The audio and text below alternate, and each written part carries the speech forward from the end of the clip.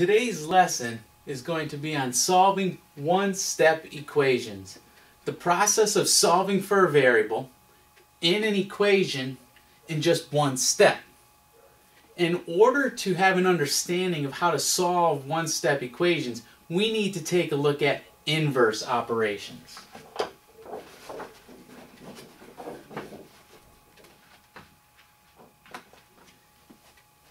Inverse operations are operations that undo another operation.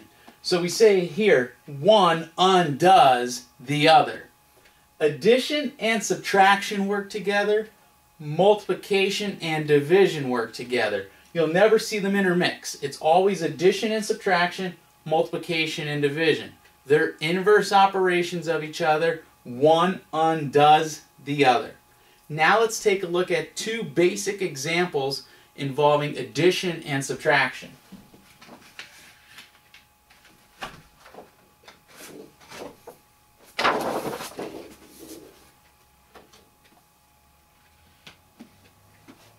In this example, we have x plus 4 equals 6. The operation that we want to get rid of is this plus sign. Well, the inverse operation we just learned of addition is subtraction. So right underneath it, we're going to put a subtraction sign. Now, we want to get the variable x by itself, which means we want to get rid of this number 4. So we're going to put 4 right underneath the 4. We have a positive 4 and a negative 4. Positive 4, negative 4 are opposites of each other. Opposites cancel out, which means all we have left is the variable x. Now, whatever we do to one side of an equation, we have to do to the other side. If we don't, we've changed the equation. We don't want to change it, we just want to write it a different way. So we're going to subtract 4 also from 6. 6 minus 4 is equal to 2. So we get x is equal to 2. Now, in the second example, we have x minus 7 is equal to 3. In this example, the operation we're trying to get rid of is a subtraction sign. So the inverse of subtraction is a plus sign. So we write that right underneath it. The number we're trying to get rid of is this 7. So we're going to write that underneath the 7. So again, we have opposites, negative 7 and positive 7. They cancel out. So all we're left with is the variable x. Again though, whatever we do to one side of the equation, we have to do to the other side. So we also have to add 7 to the right side of the equation.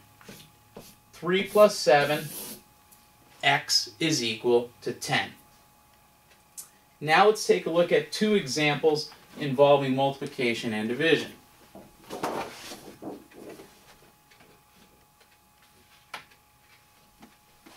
In this first example, we have 3x equals 9. Well, this is 3 times x. This is a multiplication problem. So the inverse of multiplication is division. So we're going to write our fraction bar, which means division, right underneath the 3x. So we want to get this variable x by itself, which means we need to get rid of this 3. So we divide by 3. Whenever you divide a number by itself, they cancel out. And all you're left with is the variable x by itself. Now, whatever we did to the left-hand side, we have to also do to the right-hand side. So we divide that by 3 as well. So 9 divided by 3, and our solution is x is equal to 3.